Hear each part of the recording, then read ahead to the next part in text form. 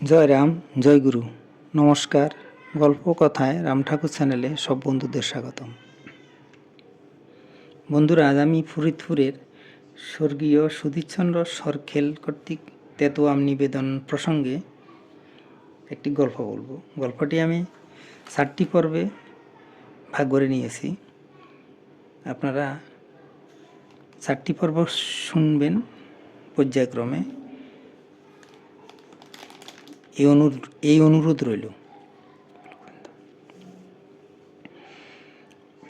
স্বর্গীয় সুধীরচন্দ্র সরখেল মহাশয় তখন স্বগ্রামে ফরিদপুর জেলার মাউইসার গ্রামে বাস করতেন। পড়াশোনার পাঠ শেষ হয়েছে অনেক দিন। লক্ষ্মীর কৃপা লাভের জন্য রুদ্রধারে কপাল খুঁড়ছেন বারংবার, কিন্তু বেকারত্ব গোছেনি এতটুকুও।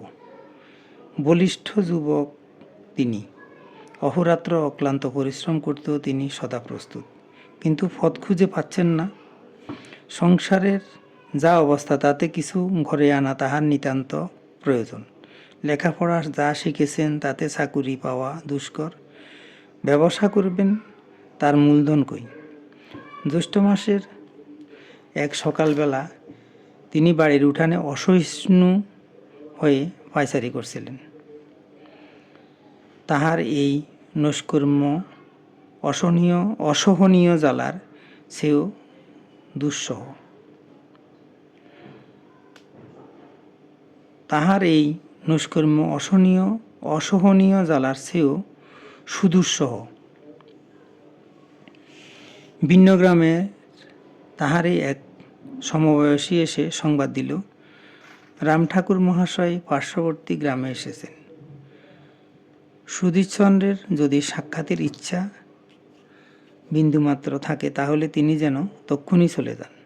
ঠাকুর মহাশয়ের কথাটা কানে আসতে সুধীরচন্দ্রের মাতা ওদের সামনে এসে দাঁড়ালেন।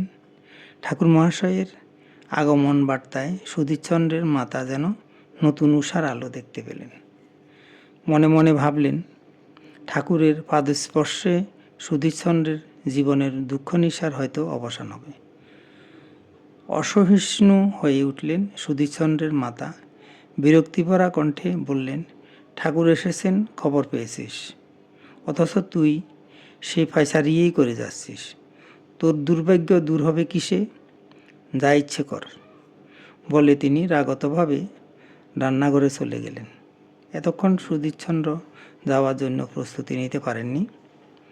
মা রান্নাঘরে যাওয়ায় সেই পথ প্রশস্ত হলো। সুপারি বেচার টাকা করি সুধীরচন্দ্রের মাথা একটি মাটির হাঁড়িতে রাখতেন। ইতিপূর্বে যতবার গিয়েছেন ঠাকুর মহাশয়ের দর্শনে, প্রতিবারেই তিনি ওই হাঁড়িতে হাত ঢুকিয়ে এক মুঠো পয়সা নিয়ে যেতেন, কারণ উপস্থিতির সঙ্গে সঙ্গে ঠাকুর মহাশয়ের পক্ষে যাহা অস্বাভাবিক তাই করতেন। বলতেন, সুধীর, আমার লাগিয়া কি আনছো? পকেট থেকে এক মুঠো পয়সা বের করে নবীন যুবক সুধীরচন্দ্র বিদ্যর্পে ঠাকুর মহাশয়ের চরণে রাখতেন। ঠাকুর মহাশয়ও সঙ্গে সঙ্গে ওই পয়সা হরির লুট দিতেন। উপস্থিত সকলে সানন্দে সেই পয়সা কুড়িয়ে নিতেন। একরকম চৌর্যবৃত্তি অবলম্বন করে সংগৃহীত যে পয়সা করি তিনি ঠাকুরের চরণে রাখতেন, তা 5 জনে কুড়িয়ে নিত। বেদনাবোধ তাহার পক্ষে তখন খুবই স্বাভাবিক ছিল। একবার এই অবস্থায় 5 জনের সঙ্গে তিনিও হরির লুটের কয়েকটা পয়সা কুড়িয়ে নিলেন।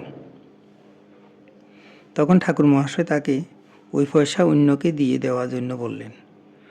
ক্ষুণ্ণ মনে সুধীরচন্দ্র ঠাকুর মহাশয়ের কাছে জানতে চাইলেন, সকলেই তো হরির লুটের পয়সা নিচ্ছেন, তার বেলায় বাধা দিচ্ছেন কেন ঠাকুর? সস্নেহে ঠাকুর মহাশয় বললেন, গুরুকে দান করা ধন কিছু নিতে নাই, গুরুর কাছে কিছু চাইতেও নাই। স্তব্ধ চিত্তে সুধীরচন্দ্র তার মুঠোর পয়সা ম্লান মুখে অন্যকে দিয়ে দিলেন। ঠাকুর মহাশয়ের মুখে তুমি শব্দ কদাচিৎ উচ্চারিত হতো। দুঃসম্পর্কে সুধীরচন্দ্র ঠাকুরের নাতি হতেন। সে কারণেই ঠাকুর মহাশয় তাকে তুমি বলতেন, আর সুধীরচন্দ্র বলতেন ওই সম্পর্কটা একটা লতা পাতার গন্ধ মাত্র। বন্ধুরা, প্রথম পর্ব আজকে এখানেই শেষ করলাম। আগামী দিন দ্বিতীয় পর্ব আপনাদেরকে পড়ে শোনাবো। বন্ধুরা, এখন আমি শ্রী শ্রী ঠাকুরের একটি বাণী পাঠ করে আপনাদেরকে শোনাচ্ছি। ঠাকুর বলেছেন, প্রারব্ধ ভোগ সংসারে যে যখন যেভাবে উপস্থিত হয় তাহাতেই সন্তোষ থাকিয়া ভগবানের উপর নির্ভর রাখাই পরম ধর্ম। ইহাই মুক্তির প্রধান কারণ হইয়া থাকে। কোনো চিন্তা করিবে না, সর্বদা কর্ম করিয়া যথাশক্তি গুরুর আদেশ পালনের সময় পাইলে করিবে, না করিতে পারিলেও গুরু উদ্ধার করিবেন, সংশয় নেই। ঠাকুর আবার বলেছেন, সত্যভিন্ন জগৎ মুক্ত হয় না। পতিব্রত ধর্ম সকল অভাব নষ্ট করিয়া পরমানন্দ শক্তি দিয়া থাকে। বেদবাণী 1। বন্ধুরা, আজ এ পর্যন্তই। আগামী দিন আবার শ্রী শ্রী ঠাকুর সম্পর্কে গল্প বাণী নিয়ে আপনাদের সাথে থাকব। বন্ধুরা, চ্যানেলটি যদি আপনাদের ভালো লেগে থাকে তাহলে সাবস্ক্রাইব করে চ্যানেলটির পাশে থাকবেন। আর নতুন বন্ধু হলে ঠাকুর সম্পর্কে আরও নতুন নতুন গল্প জানতে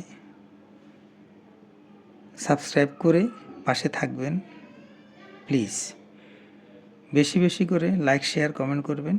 ধন্যবাদ, ভালো থাকবেন। জয় গোবিন্দ, গুরু কৃপায় কেবলম।